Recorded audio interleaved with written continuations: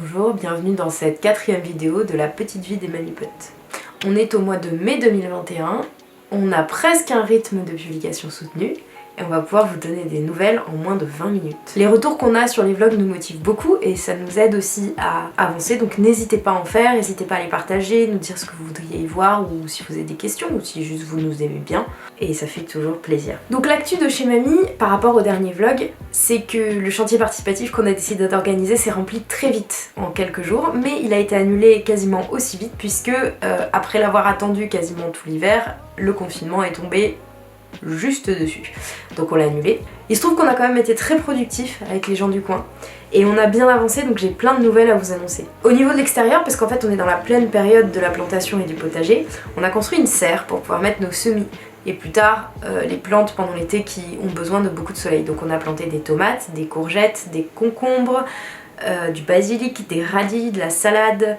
On s'est aperçu en désherbant le potager qu'en fait la terre était hyper bonne, elle avait été préparée par Elliot et Emile, deux personnes qui vivent sur place, à l'automne et ça a très bien marché, j'ai jamais vu autant de vers de terre dans de la terre, elle était magnifique cette terre, donc on a entièrement paillé et puis on a commencé à planter les choses, notamment les tomates et un petit peu tous les plants qui étaient prêts en fait. Au niveau de l'administratif, on commence à sortir la tête de l'eau, on était en train de chercher une assurance, comment ça fonctionnait, on est en train de faire les comptes, on est en train de faire des vrais comptes et notre trésorière m'a passé un savon et globalement on va nous faire des fiches techniques de comment est-ce qu'on tire des comptes parce que là c'était la cata et elle a beaucoup de courage et c'est vraiment très important qu'elle l'ait fait. Donc c'est cool, on commence à vraiment pouvoir sortir de l'administratif pour faire des choses, même si en fait dès qu'on a fini une tâche il y en a une nouvelle qui se présente, mais petit à petit on a l'espoir de pouvoir vraiment lancer des choses concrètes, surtout qu'on sortira bien un jour du Covid et du chantier par la même occasion. Donc déjà pour les choses qui ont été faites maintenant,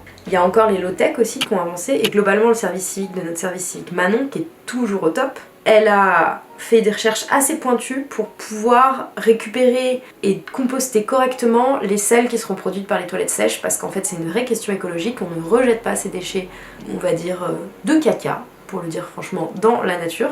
Il faut en faire quelque chose qui permet de ne pas polluer parce qu'en fait une personne, un petit pipi dans un arbre, derrière un arbre de temps en temps c'est pas très grave, mais c'est très grave quand en fait c'est toute l'année et de plusieurs personnes à la fois, ça peut avoir des conséquences assez graves sur l'environnement, donc on essaie de faire ça bien. Et donc très bientôt ces composts pourront être mis en place, ce qui veut dire que les toilettes sèches pourront fonctionner pour de vrai. Pour l'instant on a une tout petite toilette sèche d'appoint sur le chantier. Du coup au futur le potager on va l'arroser, on va le désherber, on va s'en occuper, on va parler aux plantes, on va leur faire des bisous et puis on va attendre qu'elles produisent des fruits. Nos fraisiers, nos herbes aromatiques sur les autres terrains vont super bien, le verger se porte très bien. On a lancé le Jardilab, qui est un jardin sur une parcelle qu'on n'utilisait pas cette année parce qu'on voulait pas se surcharger, qui est un jardin de l'expérimentation. Clairement, c'est plutôt moi qui y vais et je jette des patates dans de la paille pour voir si ça pousse.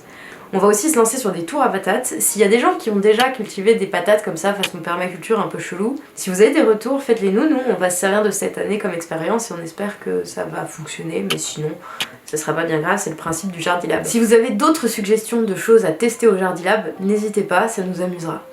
À la fourche, on va continuer donc les expérimentations, donc au Jardilab, et installer, si on peut, un récupérateur d'eau parce que l'été, si on n'utilise pas ce terrain, c'est parce que c'est un des plus compliqués à aller arroser. Il y a pas vraiment de point d'eau aux environs. Au verger maintenant il va falloir faire des fagots avec toutes les ronces qu'on a enfin coupées là-bas, mais ça va faire un énorme travail, on attend qu'il fasse beau et qu'il arrête de pleuvoir pour pouvoir aller s'attaquer à ça, et on sait déjà que c'est les ronces qui vont gagner.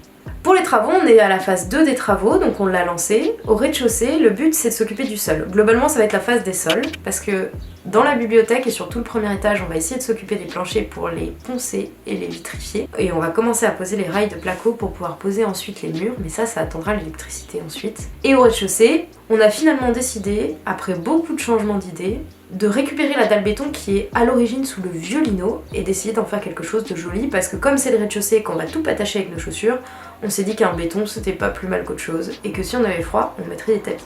Au niveau des travaux en général, on en est à faire des plans électriques et des plans d'eau pour pouvoir ensuite contacter des professionnels pour l'eau et travailler avec un professionnel qui nous expliquera comment faire l'électricité et qui nous accompagnera là-dessus. Au niveau de l'orga, on a pas mal évolué et on va pas se mentir, on a un chantier qui commence à ressembler à quelque chose et ça fait plaisir. Ranger après soi à la fin des journées, c'est vraiment cool parce que ça permet de se rendre compte où on en est et mine de rien, on a mis très longtemps à le comprendre. Ça permet aussi d'éviter de perdre des outils. Et depuis que l'atelier est terminé, étiqueté pour permettre aux gens qui connaissent pas de s'intégrer plus vite dans le lieu et de ne pas être toujours en galère, de ne pas savoir où et quoi. On a des plans, des étiquettes, etc. Et c'est vrai que c'est beaucoup mieux pour ne pas perdre des outils et savoir où on en est des consommables. Les consommables, c'est tout ce qui va être papier ponce, vis, tout ce qui se renouvelle en fait parce que on les consomme sur le chantier. Ce qu'on a à faire aussi dans le plus administratif pour ces prochains mois, ça va être de prendre contact avec d'autres associations parce que là, le Covid nous avait pas mal coupé, etc. Mais ça va être l'été et on peut rencontrer des gens. Il y a beaucoup de choses qui se font dans le coin et qui se font au niveau associatif et alternatif et il y a vraiment des initiatives très cool. Donc on va essayer d'aller rencontrer d'autres associations pendant l'été ou en tout cas des gens qui sont intéressés et de recevoir des gens qui pourraient être curieux de ce qu'on fait ici. D'ailleurs, c'est le moment de vous parler de la bonne nouvelle, c'est que le chantier participatif vient d'être relancé.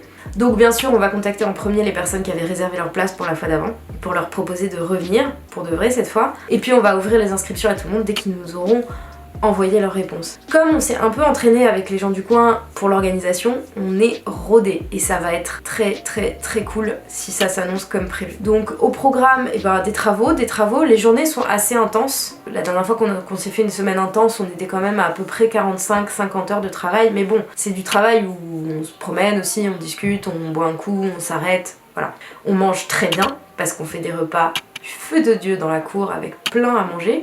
Comme d'habitude, ce sera test PCR avant et test PCR après. Bon, celui d'après on vérifiera pas parce qu'on peut pas être derrière votre dos, mais on le conseille pour les gens qui viennent parce que c'est quand même mieux.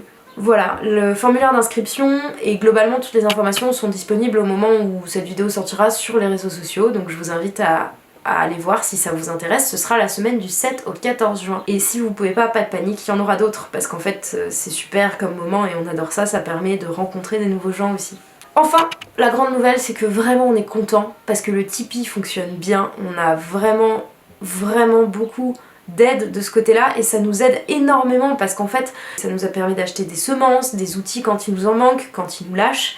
Ça nous permet de moins réfléchir à l'économie de bout de ficelle et des fois de perdre beaucoup moins de temps.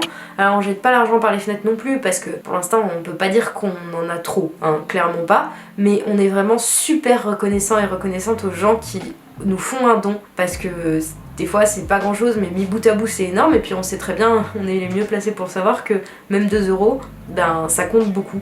Donc voilà, on est très contents. N'hésitez pas si ça vous intéresse à aller voir notre page Tipeee, ce à quoi ça sert, etc. Il y a des news exclusives, les vlogs en avant-première et surtout à partir de très bientôt, ça va commencer, on va vous faire gagner au tirage au sort des petites choses, peu importe la somme que vous mettez en fait, parce que c'est pas juste que ce soit les plus riches qui se régalent toujours. Voilà, c'était pour les petites nouvelles, on espère vous retrouver très bientôt. N'hésitez pas toujours à vous abonner, à regarder les vidéos d'avant, à partager à vos potes, à vous inscrire au chantier participatif, à nous donner de l'argent sur les Tipeee, à nous dire ce que vous en pensez, à nous poser des questions, à réagir en commentaire. Et on se retrouve très bientôt.